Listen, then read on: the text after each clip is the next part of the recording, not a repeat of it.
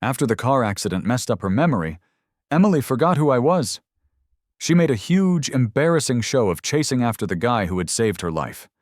She sent him expensive gifts, set off fireworks just for him, and did all the things with him that we used to do together back in the day. My friends all told me that she would regret it deeply once she remembered everything. Emily just laughed at them. She said, "My taste isn't that bad." Later on, I finally gave up on her, but then she came running back to me, stumbling over her own feet as she begged me.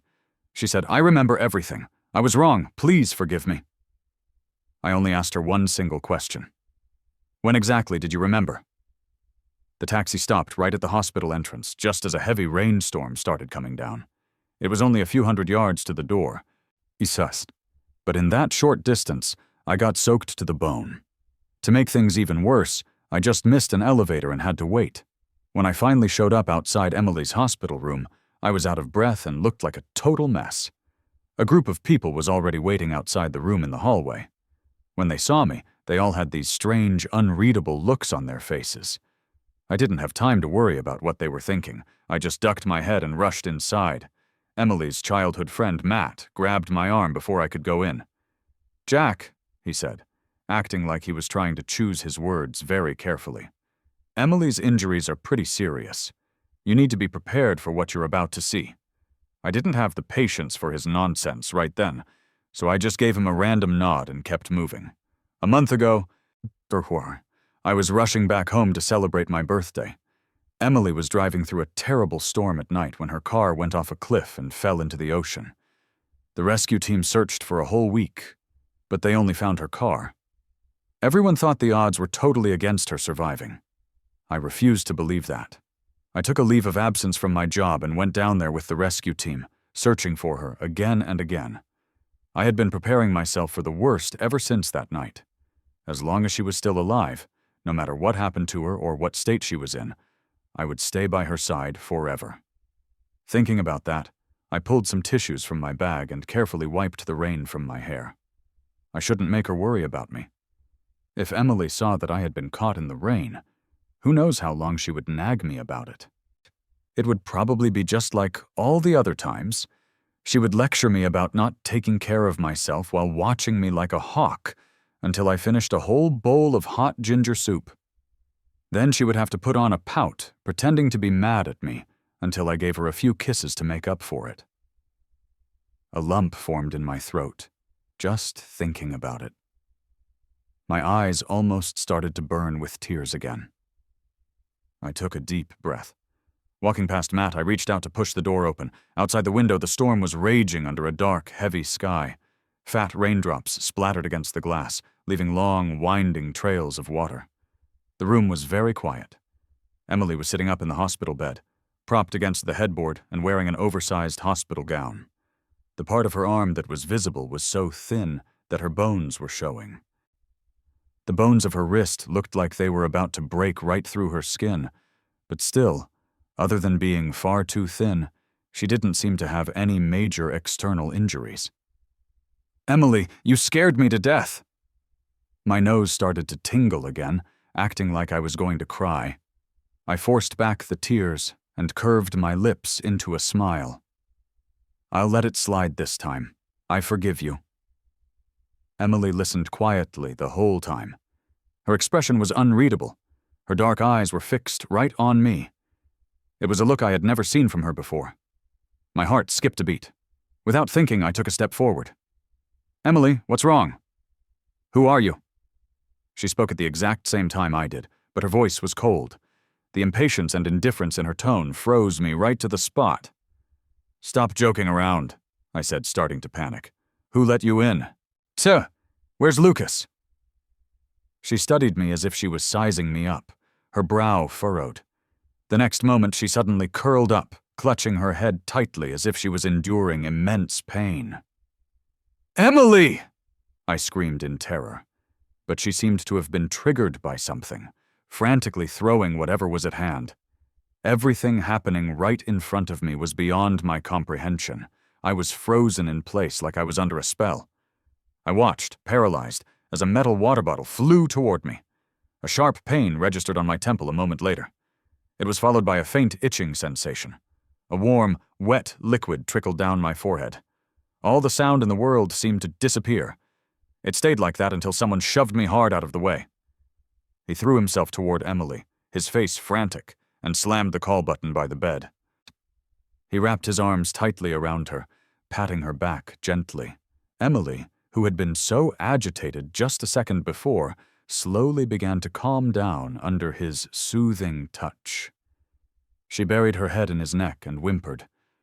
"I woke up, and you weren't here." So that was the situation. Matt sat beside me, cautiously watching my expression. I stared blankly at my knees. A bandage was wrapped around one of them. I had slipped on the stairs earlier, and it took 2 stitches to close the cut. Compared to the injury on my knee, the gash Emily had given me on my forehead was nothing. These were all injuries I had gotten because of Emily. I was keeping a tally in my head. When she finally remembered, I was going to settle every single score with her. Emily is just sick right now. It'll be fine once she remembers. Jack, can you understand that? No. I couldn't understand why the Emily who used to have eyes only for me had suddenly forgotten everything.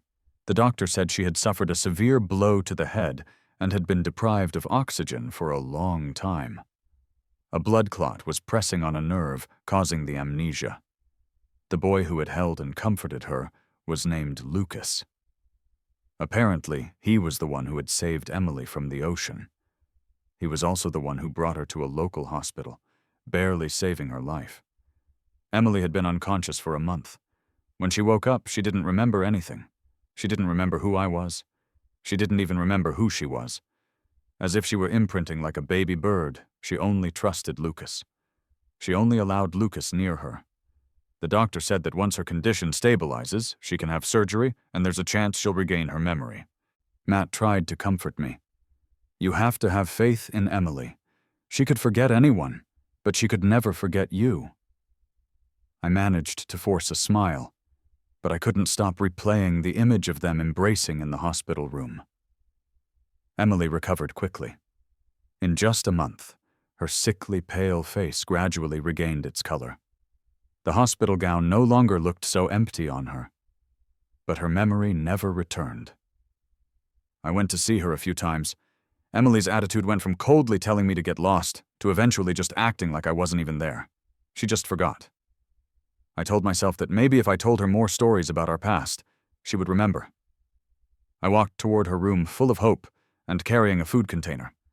Emily used to love my cooking, but I was always busy with work and found it a hassle, so I rarely made anything for her. The moment I stepped through the door, I froze. Emily was leaning against the headboard, her gaze glued to Lucas. I don't know what was said, but it made him laugh and playfully tap the back of her hand. She caught his hand, squeezed his fingertips, and then intertwined their fingers. My eyes burned and my vision instantly blurred. Emily had very slender hands with long fingers and distinct knuckles. I was always jealous that her hands were more beautiful than mine. After she found out, she would playfully squeeze my fingertips or slip her hand into my palm whenever she got the chance. She would even argue with perfect seriousness that it was the only way to get my attention. It was our little secret signal. And now she was sharing it openly with someone else. Emily's gaze swept past me, and she paused for a moment. Lucas waved me in. I silently placed the food container on the bedside table. "Smells good."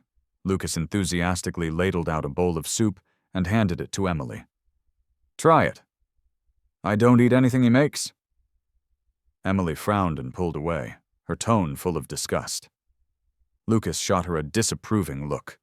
Emily pouted but reluctantly took the bowl. "It's better than yours," Emily commented flatly. Lucas laughed and gently punched her shoulder. I couldn't watch anymore. If I stayed another second, I would suffocate in that room. As I rushed out with my head down, I heard a heavy thud behind me. Lucas cried out in alarm. "What's wrong with you? Somebody help! She fainted!" The doctor said Emily had been agitated, and the original blood clot had grown larger, requiring immediate surgery. Her parents rushed to the hospital. Emily's mother was heartbroken. Grabbing my collar and sobbing. How many times has Emily gotten hurt for you since you were kids? If it weren't for you, she never would have been in that accident. Why would she be in an operating room right now? The fact that she forgot you is fate. Jack Walker, if you have any conscience at all, you'll stay away from her. Emily's father chimed into his agreement. His words were earnest, just like any parent in the world who loves their daughter. I let out a heavy breath and bowed to them. Then just assume I have no conscience, because I can't promise you that. You have more than one daughter, don't you? But Emily only has me. I promised Emily that no matter what happened, I would never leave her. She's only forgotten me for now. She'll remember after the surgery, and if I'm not by her side, she'll be angry with me. Emily's mother was too furious to speak, but conscious of being in a hospital, she just shot me a hateful glare. Time became a completely imperceptible thing. I don't know how long passed, but the light above the operating room finally went out. Emily was wheeled out, her face completely drained of color. Emily, when are you going to remember? I leaned over her bed, whispering in her ear. She frowned. It was still the same familiar face with delicate features and a fine, straight nose. When she wasn't smiling, her lips would unconsciously turn down at the corners. It made her look unapproachable. I went to see the engagement venue you booked. It's beautiful. I love it. Sorry for ruining the surprise you worked so hard on. But they said they can only hold it for another month, and then the reservation will be canceled. So please hurry up and remember. Emily drifted in and out of consciousness for a week. During that time, she had brief moments of lucidity. Matt insisted that I stand at the front every time, ensuring I was the first person she saw when she opened her eyes. When Emily fully regained consciousness, my anxious heart finally found its place. That was Emily. Even though she hadn't spoken, I could recognize her. That was my Emily. She was weak, but her eyes were clear. How long was I out? Don't worry about that right now, Matt interrupted her. Who am I? Emily's lips curved into a smile. Did I get in a car crash or did you get your head bashed in? Matt rolled his eyes. Just answer the question. Matt. Emily's tone was flippant. Happy now? Any other questions? What else do you remember? Emily's father asked in a heavy voice. I remember everything I'm supposed to remember. Emily raised an eyebrow. For example, you'd better send that illegitimate son of yours far away. Her father cursed loudly before storming out. The room fell quiet again. Emily looked around, the excitement in her voice impossible to hide. Where is he? My legs went weak. My heart pounded so hard it felt like it was about to jump out of my throat. In the end, it was Matt who dragged me out and pushed me in front of Emily. I wanted to force a smile. I also wanted to curse her out. All sorts of emotions were warring inside my head, but my face was as stiff as if it were coated in plaster. Emily's calm gaze slid past my face and landed back on Matt. She frowned slightly and pointed at me. Is this your boyfriend? This isn't the time for introductions. Where's Lucas? Are you crazy? Matt jumped as if his tail had been stepped on. Emily, is your brain still not working right? Do you have any idea what you're saying? I'm not. Emily offered me a half-hearted apology. Sorry, my mistake. Emily, this isn't funny at all. As soon as I spoke, I realized I was trembling all over. My throat felt like it was clogged with a waterlogged cotton ball, making it hard to even form words. Emily's face darkened. I don't care who you are. I don't know you. She delivered her verdict. Please leave. An eerie silence fell over the room. Emily didn't seem to notice at all. Her gaze kept searching. A moment later, her eyes lit up. Her brow smoothed and her lips curved up slightly. Why are you hiding so far away? Following her gaze, Lucas took a hesitant step forward. You still remember me? Emily nodded. Of course, you saved me. Emily, what the hell are you doing? Matt couldn't hold it in any longer and yelled, You even remember this guy, but you forgot Jack? Emily shot him a threatening glare. Watch your attitude. Be more polite to Lucas. The sounds around me seemed to be muffled by a layer of glass. distant and hollow. Everything became unreal. "Emily, stop joking around. I'm really going to get angry." "Mr. Walker," Emily's voice was hard, as if dipped in ice, "I'm certain I don't know you. Why would you say that? You're going to make people misunderstand our relationship." Emily had completely forgotten me. The surgery had a good prognosis in every respect. The physical injuries from the crash were also slowly healing. Her memory was gradually returning. She remembered everything, except me.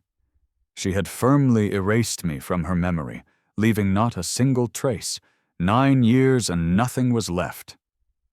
The doctor said she could remember at any moment, or she might never remember. He ended by gently suggesting she could try psychotherapy. In any case, Emily was finally discharged from the hospital.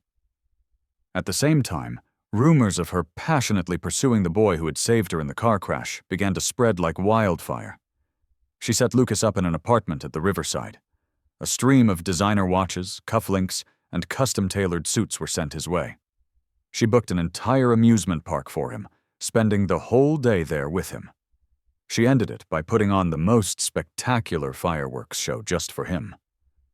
Hearing that Lucas was still a student, she went to great lengths to get him into universities abroad and called in favors to get him letters of recommendation. Everyone said that this time she must be serious. "Emily, you really don't remember Jack?" Matt tested the waters carefully. Emily was impatient. "Why do I have to remember him?" But Matt was dumbfounded.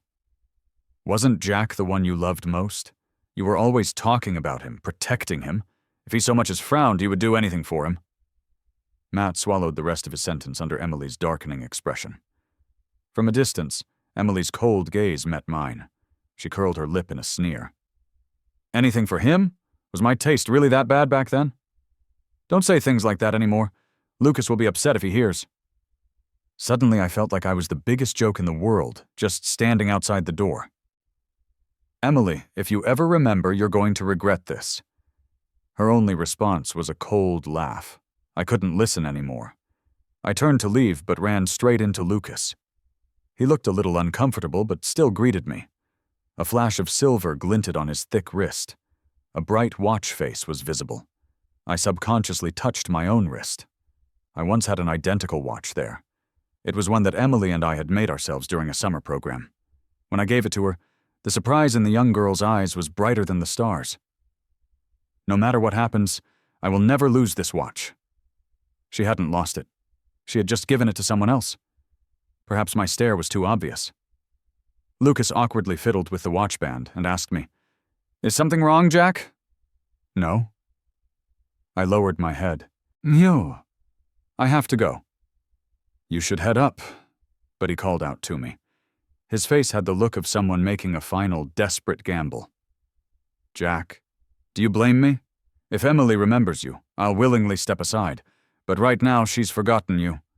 He bit his lower lip as if gathering his last bit of courage and looked at me. "I know this is shameless, but you should forget her too. You two are in the past now." Did I blame him? Blame him for saving Emily? For taking advantage of the situation? Or blame Emily for forgetting me so easily? Blame her for driving back in the rain for my birthday? Or blame the cruel twist of fate that was the car crash? I didn't know. I felt trapped in a bizarre dream, unable to wake up. Or like some poor soul who had overslept. Waking up at dusk to find no one around, the whole world having abandoned you. Whether we're in the past or not, as long as you're with her, you'll live every day under the shadow of her potentially remembering everything. Is that the life you want? If so, you're truly pathetic. Looking at Lucas's pale face, I found the whole situation utterly absurd. I walked past him and headed for the door. "Jack? Why are you leaving when you just got here?" Matt popped out of nowhere. "I was just coming to see where you were. Why aren't you coming in?" "I'm not feeling well. I'm heading home." "No way. You promised to celebrate my birthday." Matt grabbed my arm, winking at me. I knew what he meant. Before I came to his birthday party, Matt had tried to persuade me. "Give her a little more stimulation. Maybe she'll remember. You two have been together for so many years. Are you really just going to give up?" I wasn't going to. So I came. But after hearing Emily say those words with her own mouth, after seeing her casually give our watch to Lucas, I suddenly felt tired. So tired. I didn't feel anything anymore. Not resentment, not pain, not sadness, not hope. It had all scattered to the wind. My Emily was gone. But I knew that if she were still here, she wouldn't want to see me trapped in the past. "What did he say to you?" Hearing the familiar voice, I realized the door to the private room had been opened at some point. Emily was standing next to Lucas, looking up at him. Her impeccably tailored women's suit outlined a perfect figure, her tall frame intentionally or unintentionally shielding Lucas. Matt had invited his usual rowdy crew. Now the astonished whispers of the group seeped through the crack in the door and into my ears. Wait. Did Emily really forget Jack? She used to treasure him like the apple of her eye, and now she just forgets him? No way. Even if she forgot, she's bound to remember eventually. Emily paid no attention to the whispers around her. She just focused on Lucas, waiting for him to speak, as if that were the most important thing in her world. Lucas shot me a quick glance and shook his head, but that tiny movement was enough for Emily to guess what had happened. She walked up to me without a hint of politeness. "Mr. Walker, I don't know what you said to him, but there's one thing I strongly agree with. Whatever can be forgotten wasn't important to begin with. If I really loved you that much, how could I have no impression of you at all? I hear you're from the Walker family. Well, I don't know why I was with you or why we almost got engaged. That's all in the past. I don't have any feelings for you now. It's better if we part ways amicably, don't you think?" "You're right." I squeezed the words out from my throat. I looked down and pulled out the birthday gift I had prepared for Matt. A photo strip fluttered out and landed at my feet. When photo booths first became popular, I had to beg her for days before Emily reluctantly went with me. In the 4-panel strip, she had a straight face but still bent down to make a heart shape with her hands and posed for all sorts of silly pictures. A pair of shiny high heels stopped next to the photo. Emily bent down and casually picked it up. She stared intently at the two intimate figures in the photo. Her brow furrowed almost imperceptibly, and she turned to stare at me. "I remember this photo, Jack Walker. I remember." My heart skipped a beat. I looked at Emily, fighting a wave of dizziness. The bright lights cast a hazy halo around her. Her elegant brow cast a shadow that hid her eyes. Emily curled her lips into a sneer. "You went to all this trouble just to hear me say that?" The thin photo strip spun through the air and landed back at my feet. "Unfortunately for you, I have to disappoint you. Even when you show me these things, I still have no impression of you. It seems our relationship wasn't much to speak of after all." The curve of her lips held a vicious, provocative edge.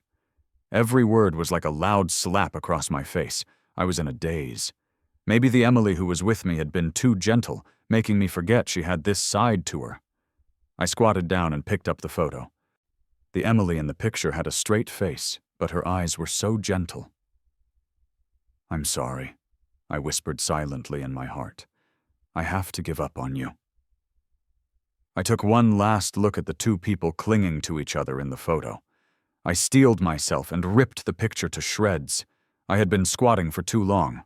When I stood up, my vision went black. Maybe it was a trick of the light, but for a split second, Emily's face also looked strange.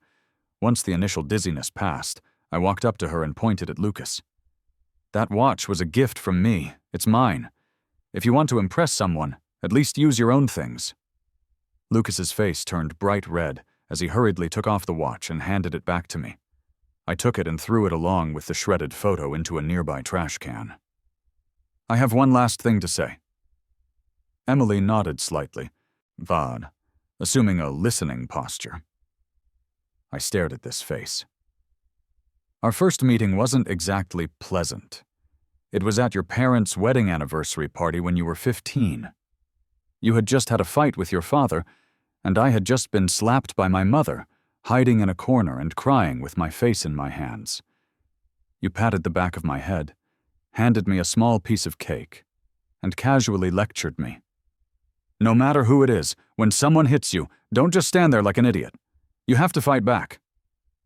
The skin on my face was still burning. I raised my hand and without hesitation slapped you across the face. Now I'm done talking. Word of what happened at Matt's birthday party spread quickly. Everyone clicked their tongues in sympathy, saying it seemed like this time Emily and Jack were really over. She once again became one of the most sought-after bachelorettes among the prominent families of Boston. Despite the presence of Lucas, countless people were still eager to form a connection with the Reed family through marriage.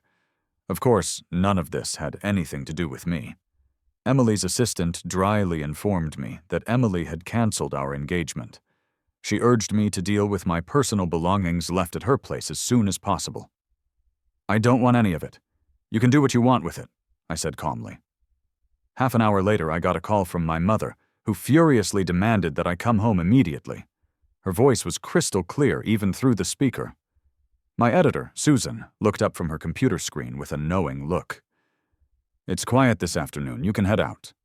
That industry summit and business dinner next Wednesday, you're going. The story is yours too. After graduating from college, I didn't go to grad school. Instead, I took a job at a well-known media group in Boston. Emily used to complain that I was busier than she was every day and that we had less time together.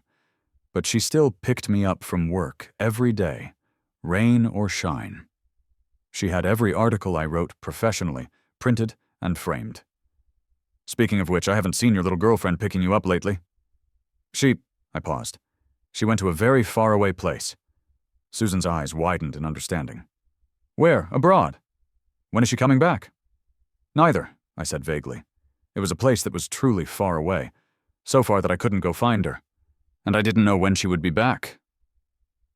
When I got home, my mother, Karen Walker, was busy arranging a batch of fresh-cut flowers. When she saw me, her expression soured. "What's going on with you and Emily Reed? Why did she suddenly call off the engagement? Do you have any idea that the projects your father's company was working on with the Reeds have been halted? I heard Emily has amnesia. How could something so ridiculous happen? Is she playing you? Jack, whatever is going on, I want you to go find Emily right now. Beg her not to call off the engagement." She grew more agitated as she spoke, snapping the stem of a spray rose. "I'm not going." Calling me a Walker family son wasn't entirely accurate. 2 months after I was born, Karen discovered that my biological father had cheated on her multiple times during her pregnancy. Unable to tolerate the betrayal, she divorced him immediately. Raising a baby alone was by no means easy. When she was on the verge of collapse, she would curse my irresponsible father, curse fate, and curse me. So when she took my hand and told me to call Bob Walker Dad, I was genuinely happy for her. In her second year of marriage to the Walkers, she gave birth to Tommy. At first, she told me to get along with my little brother and to protect him. She tearfully promised to love me as much as she loved Tommy. I don't know when it started, but everything changed. She would slap me in a fit of rage if Tommy fell while he was alone with me. She would move my room to the storage closet because Tommy said he didn't want to see me. When I was 9, Bob, Karen, and Tommy spent the day at an amusement park. When they came back that evening, Tommy was sleeping soundly on Karen's shoulder. "Joe." She smiled and turned her face to accept a kiss from Bob. I waited and waited, watching the clock tick past midnight. But the words, "Happy birthday," never came. The mother who had belonged to me had completely disappeared from this world. From that day on, I never celebrated my birthday again. Until I met Emily. She sighed and gently ruffled my hair. "You have me. I'll never miss one of your birthdays again." After I got together with Emily, Karen's attitude toward me also underwent a subtle change. It was as if in her eyes I had started to become useful. She would ask if I was doing okay. She would call me back to the Walker house for dinner on holidays, and occasionally 1 or 2 of my old favorite dishes would appear on the table. Bob Walker had a small company, and by leveraging Emily's name and the Reed Corporation, he landed a number of small projects. "If this makes your mom treat you a little better, then it doesn't matter." When Emily said this, she squinted slightly, as if looking at something through me. Her parents had a typical marriage of convenience. After she was born, they both found new lovers on the side. They only maintained the facade of a loving couple in front of others. Perhaps she had also yearned for something more, had also rebelled. Perhaps she had also thought that as long as it earned her parents' attention, any means were justified. I didn't know, but every time she said that, I would throw myself into her arms and give her a huge hug. She would hold me and whisper in my ear, "Jack, let's get married. Once we're married, we'll have our own home."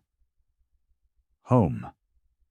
A word that was incredibly alluring, yet completely foreign to me. Now I stood in Karen's house and watched coldly as she pointed a finger at me in anger. "What gives you the right not to go?" Her anger flared even more. She grabbed the flowers from the table and threw them at my head. "Are you trying to ruin your father's company? How could I have such a heartless child? Hasn't your father been good to you? Why won't you help him? Everyone knew you were with Emily Reed, and now what? You've been dumped and sent packing. What will people think? Do you have any shame?" The sharp edges of the leaves cut my exposed skin. The spicy scent of the plants filled my nostrils. I turned my head, grabbed the flower stems from Karen's hand, and yanked hard. The tender stalks snapped across her palm, drawing a line of blood beads. She hissed in pain and glared at me. "What do you think you're doing?" I didn't want anything. I no longer wanted to beg for the scraps of motherly love that might fall through the cracks of her fingers. Emily and I are done. Stop going to her and stop coming to me.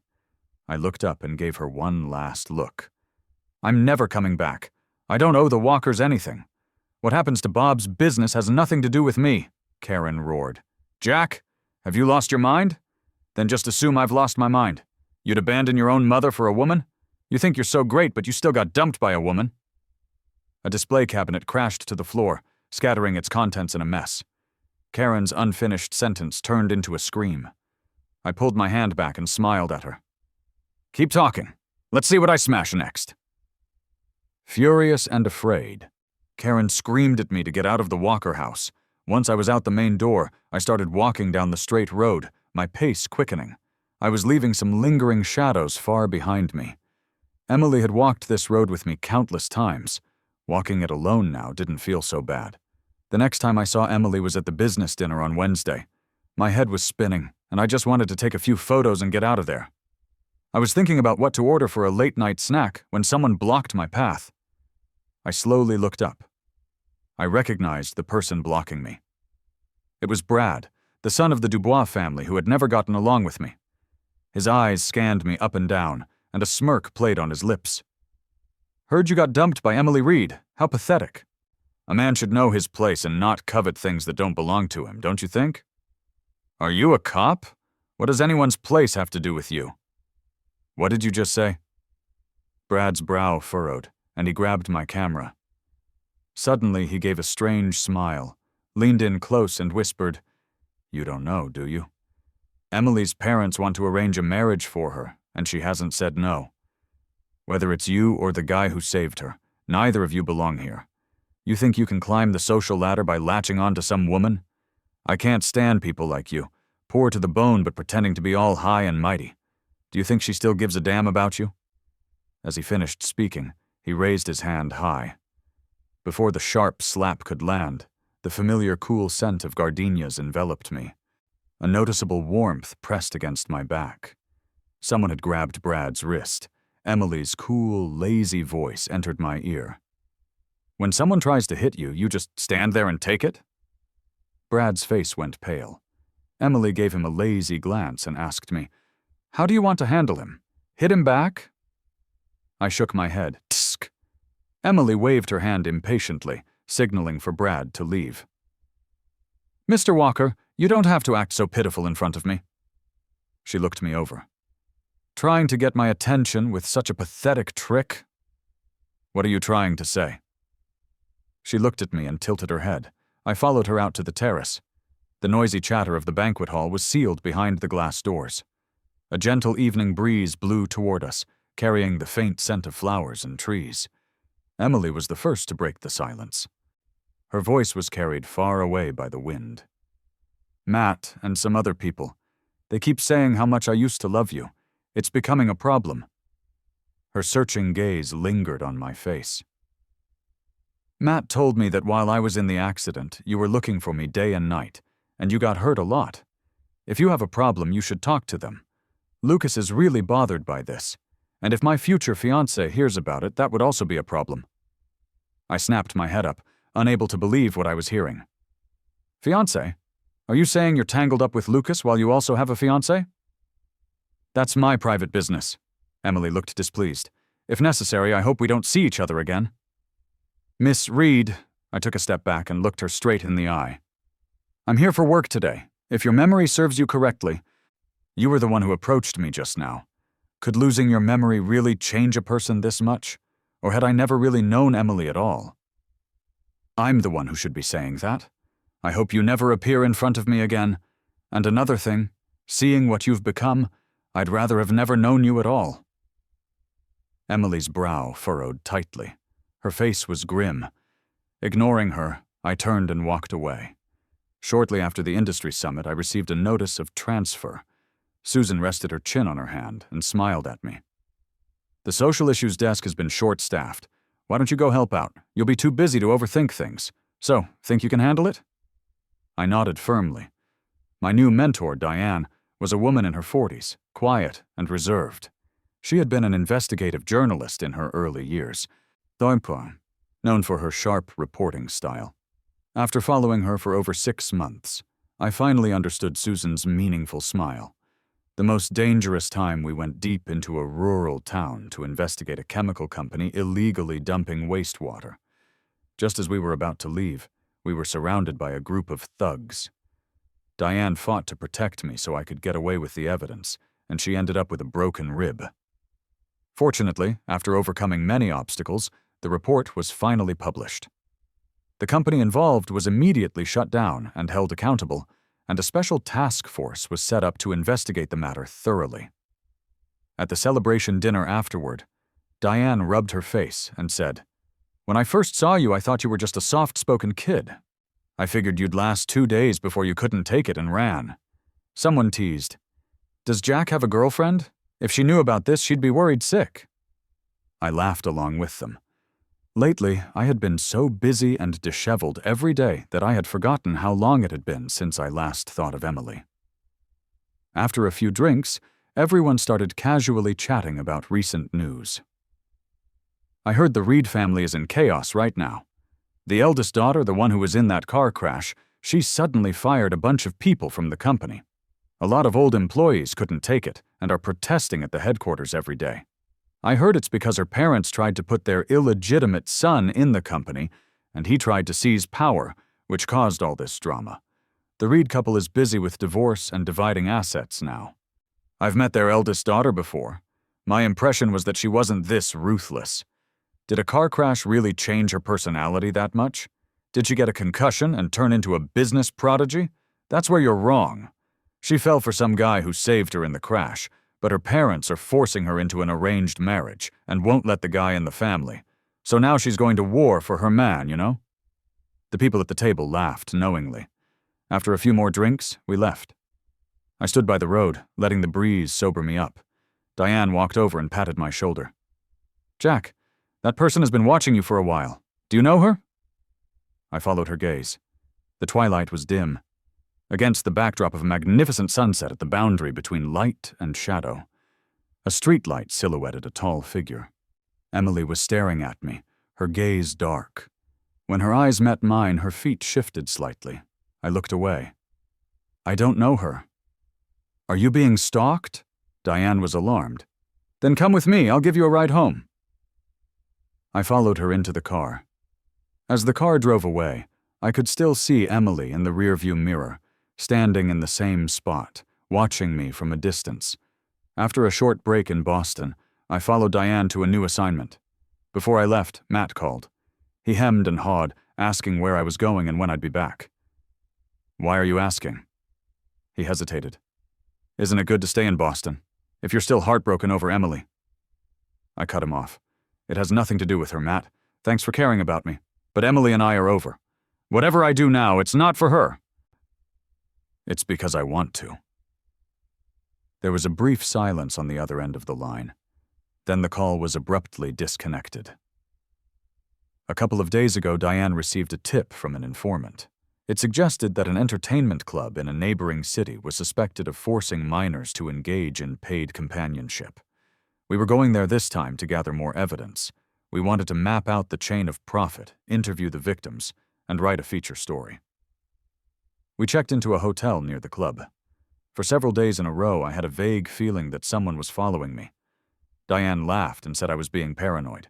She sent me a location, the address of the latest interviewee she had contacted. It was in a run-down urban village in the old part of the city. When I got out of the taxi, I was met with the sight of dilapidated old buildings. The paint was peeling off the walls, and a puddle of muddy water had collected in front of the building entrance. The ground was a mix of wastewater dumped by residents, emitting a foul stench. Just as I walked through the iron gate, I heard a girl's sharp screams from inside the building. The next second, a girl with stringy yellow hair came charging down the stairs. "Kelly!" Recognizing her, I cried out. During my undercover work, I had seen her at the club a few times. So she was the new interviewee. Before I could react, a middle-aged man holding a kitchen knife rushed down the stairs after her. Kelly dodged and hid behind me. The man pointed the tip of the knife at me. "Who are you? Get out of the way if you don't want to die." "Joe, if you have the guts, then just kill me. If you don't, I'll kill you sooner or later." Kelly peeked out from behind me, yelling back without any sign of backing down. The man, Joe, his jowls trembling with rage, lunged forward with the knife. I tried to stay calm and held up my phone. "Don't come any closer. Put the knife down or I'm calling the police right now." Joe spat on the ground and said viciously, "Where did you come from, you little punk? I'm disciplining my own kid. What's it to you?" "What kind of father are you? What kind of father in the world makes his own daughter sell herself? Why don't you go sell yourself?" "You shut up, too." Caught in the middle, I turned my head and yelled at Kelly in a low voice. She pouted, but fell silent. With Kelly in tow, I slowly backed away, step by step. Out of the corner of my eye, I spotted a fire poker leaning against the wall. I grabbed it with one hand and finally managed to dial 911 with the other. Noticing my movement, Joe suddenly became agitated. He let out a low growl and charged at me with the knife raised. In that split second, I don't know where I found such immense strength.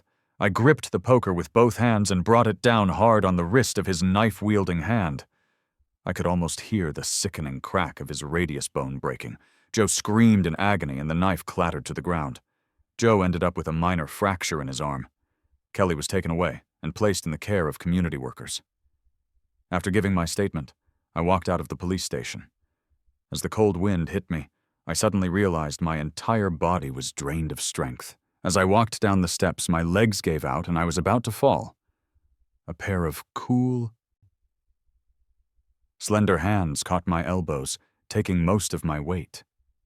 I had a feeling and looked up. Emily was standing beside me, her face dark. Her thin lips were pressed tightly together, her dark pupils fixed on me, roiling with anger.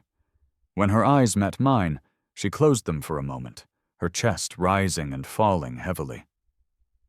"What are you doing here?" I asked instinctively. Emily's face remained cold. She grabbed my wrist and pulled me toward the street. A black Bentley was parked there. As the car door slammed shut, she seemed unable to control her anger any longer. Her knuckles turned white as she gripped the steering wheel. "Jack, do you have a brain? Do you think you're some kind of hero? That guy had a knife. I'm taking you back to the hotel right now to pack your things. You're going back to Boston immediately. Your job is too dangerous. I'm giving you two choices.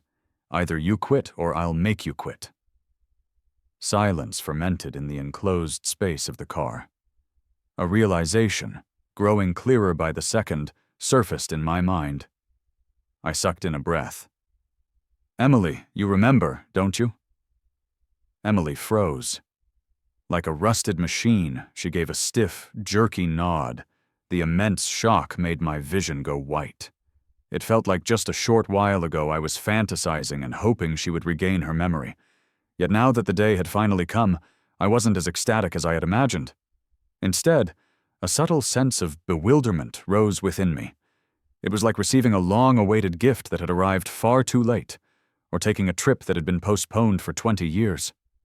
The excitement had long been worn away by the daily wait, leaving only the unease of having my life disrupted. When did it happen? Emily didn't answer. She sighed and said earnestly, "I'm sorry, Jack. I made you suffer." I turned my head away. "Did my parents give you a hard time?" Emily slowly started the car. "I'm in charge of the Reed Corporation now. Jack, don't worry. From now on, no one will stand in our way." Streetlights cast moving shadows across her face through the car window. "What about Lucas? And what about your fiancé?"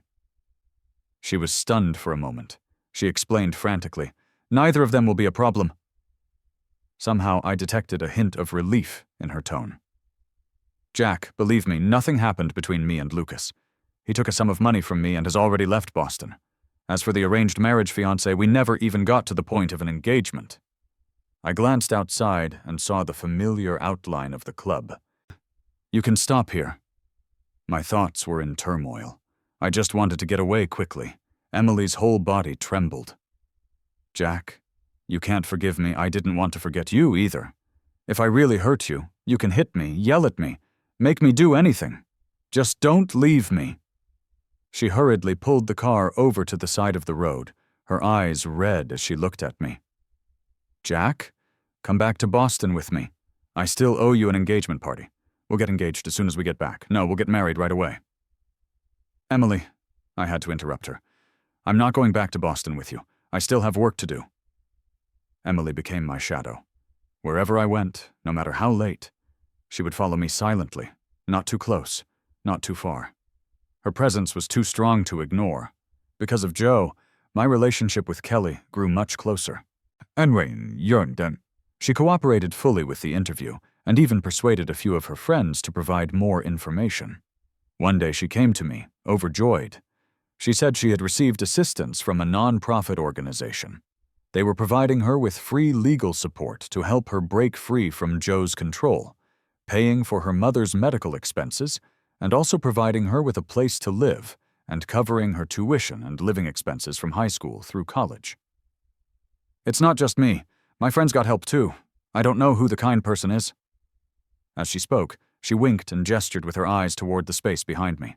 Emily was holding 2 small plates of cake, looking at me with a hopeful expression. Kelly jumped up from her chair. "Oh, I just remembered. I have plans. You two talk." "Jack." Emily carefully set the cake down. Studying my expression, I felt a little helpless. "Sit down. Let's talk." Her eyes lit up. After sitting down just as she had countless times before, she scooped up a piece of cake with a small spoon and brought it to my lips. When I didn't move, she gave a bitter smile. "Jack, I was wrong before. I missed too much. Jack, are you willing to give me another chance to get to know you again? Let me make up for the mistakes I made while I had amnesia." "But Emily, I've already moved on." Avoiding her eyes, I managed to squeeze out the words. The air around us instantly thinned. Emily stared at me, stunned. "There's one thing you said that was very true. If a memory is truly important, if a person is truly loved, why would you forget? Could it be that we both misunderstood our place in each other's hearts?" My mind was a mess. I tried to untangle the threads to express myself more clearly. "All this time, I was the one relying on you. It seems like you were passively and habitually playing the role of the protector. Could it be that you were tired of it too? And that's why you forgot me? That thought nearly drove me crazy while you had amnesia. That's why I followed Diane all over the country. I tried to use busyness to numb the pain. At first, I couldn't stop thinking about you. When interview subjects rejected me or yelled in my face, when my articles were torn apart, when I was threatened to delete sensitive footage I'd captured, surrounded with my safety at risk, I fantasized countless times that you would suddenly appear, just like when I was 15, and comfort me. But no one came. No one was coming. I had endured so many painful, confusing nights alone. Until I forged a new me from them. I've moved on. You should move on too." I looked into Emily's eyes and said seriously, but her face grew paler and paler, like a wisp of smoke about to dissipate. I was about to say more, but she suddenly stood up. "Don't say any more. I'll take you back to the hotel. You need to rest." She stumbled out, her steps hurried. As she stumbled, something spun out of the inner pocket of her suit jacket and fluttered to the ground. She froze. Her entire body began to tremble. Lying quietly at my feet was that photo booth strip, the one that had been torn to shreds and thrown away. It was like a bolt of lightning illuminating a neglected corner of my mind. I even managed a small laugh. "Emily, there's a question you've never answered for me. Or, when did you remember?" The last thing Emily remembered about the car crash that nearly killed her was the car spinning out of control, tumbling down the cliff face and crashing against the rocks. It felt like someone had drilled a hole in her head and was rummaging around inside. Broken, scattered fragments flashed through her mind. Finally, it settled on a pair of tear-filled eyes belonging to Jack Walker. "Don't cry." Emily's eyes flew open. A sharp pain from her heart seemed to be a reminder of some terrible mistake she had made. She had actually forgotten Jack. How could she? A thin layer of cold sweat broke out on her skin. The therapist handed her a glass of warm water. "How are you feeling?" "A little better." She took the water and drank it all in one gulp. She remembered everything, including how she had treated Jack during the time she had completely lost her memory, accidentally hurting him, coldly telling him to get lost, saying he was Matt's boyfriend, and Lucas. Breathing became the hardest thing to do. Every breath was accompanied by a long, drawn-out pain. She wanted to rush to Jack immediately and confess her faults. But she couldn't. Her assistant brought the accident report. As she had suspected, the brakes had been tampered with before the crash. She quickly zeroed in on the culprits.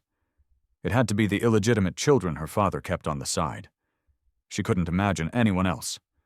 During the time she was missing and had amnesia, someone couldn't wait any longer and had started to show their claws. She thought of a small incident from a long time ago, when Jack had just started his job. He was in a minor traffic accident. After that, no matter how late it was or how busy she was, she always had to pick him up herself to feel at ease. What if that hadn't been an accident? She locked herself in her room and thought for an entire night. Finally, she decided to play along with the mistake. On one hand, she pretended to obediently accept the marriage candidates her parents chose for her. Behind their backs, she began acquiring shares from minor stockholders. On the other hand, she acted as if she were deeply in love with Lucas. She hoped this would divert the attention of her enemies. Everything went according to her plan. But she had underestimated Jack's effect on her. At Matt's birthday party, the moment she saw him, she almost wanted to surrender. She said the most hurtful things she could think of. She saw the look in Jack's eyes change from hope to disappointment. His eyes, which were usually full of laughter, were now filled with a dark cloud raining a storm that would never stop. After the party, she made an excuse to go back. She spent the entire night rummaging through the trash. The watch Jack had made for her was nowhere to be found. Only the shredded pieces of the photo strip remained. With trembling hands, she pieced them back together. Countless cracks now ran between the two intimate figures. It was like a sinister prophecy. A tsunami of panic unlike anything she had ever felt engulfed her. She comforted herself. Everything she was doing now was to clear the obstacles for their future. The only thing she needed to do now was to resolve the hidden dangers around her as quickly as possible. Jack would understand her. He would always stand by her side, unconditionally. But things were gradually slipping out of her control. The disputes within the Reed Corporation were settled smoothly. The few incompetent, illegitimate children were dealt with, and it was unlikely they would ever set foot in Boston again. Her hypocritical parents were busy with their divorce and couldn't interfere with her. Lucas, however, keenly pieced together the truth. Unwilling to be used, he began to emotionally and financially blackmail Emily. To make him disappear completely, Emily gave him a huge sum of money. Lucas took it. Before leaving, He left her with a sarcastic remark. "Emily, I really regret saving you. You would have been better off dying in the ocean. You think you can win Jack back? He'll just say the same thing I'm saying." She rubbed her slapped, swollen cheek, smiled, and asked him to leave. She had met Jack when she was 15. She had spent nearly half her life with him. She was the person who knew him best. He was patient, kind, and soft-hearted. Most importantly, he loved her, depended on her, and couldn't live without her. She had always firmly believed this, until she saw him at a dinner with his colleagues. He had changed a lot. The dark cloud that used to hang around him had dissipated. His eyes now held something that could be called resilience. When he saw her, his expression was as calm as if he were looking at any other stranger in the world. Emily slowly began to realize something. It seems I really did push him away with my own hands. In the coffee shop, Kelly was stealing her 12th glance at me. "Is there something you want to say?" Kelly scratched her head. "Nothing. It's just, Jack, that charity assistance. What, did they cancel it?" "No." Kelly held it in for a long time. "But isn't this something your ex-girlfriend set up? If I accept it, is that a bad look? If she hasn't canceled it, then you should accept it. What's between us has nothing to do with you. You need to seize this opportunity and not make the wrong choice again." Kelly covered her ears and groaned for a moment, then jutted her chin toward the window. "She's just been standing there. Let her." "I'm going back to Boston," I told Kelly. The interviews were mostly done, and the remaining work didn't require me to stay here. Kelly looked very reluctant to see me go. She leaned in and hugged me, muttering, "I'll definitely get into a school in Boston. You better not forget me." "I won't." Kelly's eyes darted around and she added, "That woman is always bothering you. How about I get a few guys to throw a sack over her head and beat her up?" I glared at her. Fine. I'll be a law-abiding citizen, I get it." Even though she said that, she looked like she hadn't given up on the idea. After a moment's thought, I took out my phone. From dealing with Joe and for interview purposes, I had added the contact information of a few police officers. I sent a message and my location to one of them from memory. "Officer Davis, I'm being followed. Are you able to come over?" Officer Davis arrived quickly. When he saw me, his tense expression relaxed slightly. "Tell me the details." I pointed out the window. Emily was staring at me intently. When she saw the police officer, a flicker of shock crossed her face. Then, as if she realized something, she rushed in anxiously. Just in time to hear the last few sentences of my conversation with Officer Davis. She's my ex-girlfriend. She's been following me recently, and it's causing a lot of distress in my life and work. I showed Officer Davis several videos on my phone. They were all evidence of her following me at various times and places. Officer Davis watched with a frown. He patted my shoulder reassuringly. "Don't worry, we'll handle it. You can go now, Jack." "Emily?" Emily started to say something, her eyes pleading with me. I quickened my pace and walked past her. The next time I saw Emily was a month later. I had just finished the feature story on Kelly. As soon as the news broke, it caused a huge public outcry. I was busy following up with various departments and organizations on subsequent regulatory matters. I was working overtime until all hours of the night. It was on one of those late nights after work that Emily appeared downstairs from my office. Her face was ashen, and she was so thin that her cheekbones stuck out. She looked like a ghost about to dissipate. I walked past her without a second glance, but she suddenly stepped in front of me. "Jack, can we talk?" "There's nothing for us to talk about." "A couple of days ago I had a sudden headache and fainted. I went to the hospital for a checkup, and the doctor said there was a small blood clot left over from the previous surgery. It's gotten bigger and is pressing on a nerve, and it could rupture at any time."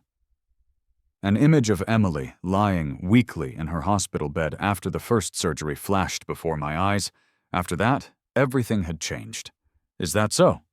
Then you should go to the hospital. Don't die in front of me." "The past was always unpleasant," I spoke coldly. Emily gave a bitter smile. "Do we have to talk to each other like this?" It was like a spark falling on dry grass. It easily ignited the anger in my heart. Then how should I talk to you? Should I sing praises of your flawless performance or applaud your patience and foresight? Do I need to get on my knees and thank you for the sacrifices you made for our future? Emily put on that same hurt expression again. Jack, I never thought of it that way. Yeah, you didn't think. You just acted. I crossed my arms and looked coldly at Emily, her eyes rimmed with red. When you saw me suffering because of your amnesia, what were you thinking? Did you think I was hopelessly in love with you? Did you think I was so pathetic that I couldn't live without you? Every time I think about how you were faking your amnesia, about how I tried every trick in the book to make you remember while you just sat back and watched me fall apart, I feel sick. Do you think you're some kind of tragic hero? No, Emily. You're selfish, hypocritical, and cold-blooded. What are you doing now? Looking for sympathy? Or reminding me that you're in this miserable state because of me? Well, do you know what I want to say? Emily, you would have been better off dying in that car crash. I had never seen such an expression on someone's face before. It was as if, in an instant, the very thing that kept her alive had simply drifted away from her.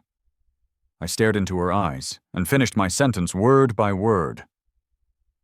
If you had died in that crash, at least you would have lived on in my heart. So don't ever show your face to me again. I left Boston on my birthday, headed for my next destination. Susan said that the articles I had written had all been very well received, and she intended to groom me as her successor. Don't waste your time being sad over that woman. Work will never betray you. I shot her a look. Is that your reason for sending me to do research in a remote mountain village in Appalachia? Susan smiled innocently. The airport was bustling with people. For a moment, I almost thought I saw Emily's figure, but she should be busy with her medical treatments and cleaning up her mess right now. She had been too eager to take control of the Reed Corporation, too busy eliminating her rivals. After so many years of rapid growth, as to a large company like that was bound to have some skeletons in its closet. The brutal layoffs would inevitably lead to some family tragedies. I just did some honest reporting. The resulting public outcry and stock market volatility were beyond my control. The plane took off. Outside the window was the sky, getting higher and farther away. A bright new world was waiting for me to explore. A month later, I received a call from Matt. He told me grimly that Emily was dead. Her assistant was the first to notice she was missing. Her last known location was at the edge of the cliff where the crash had happened. The rescue team found her suicide note at the bottom of the cliff. Footprints at the scene indicated that she had walked into the sea on her own. In her will, she named you as her sole heir. She also left a letter for you. Do you want to see it? No. I lowered my voice. And I won't be going to her funeral. Please send a bouquet of flowers for me. In the distance, the mountains were shrouded in a rising white mist, like a giant sleeping beast. Emily Reed loves Jack Walker for all of her life, with all of her heart. It was as if I could hear the voice of that sincere young girl from years ago. But the wind blew, and it dissipated like mist. The mountains were often foggy, and the rain was constant. But the sun would always break through.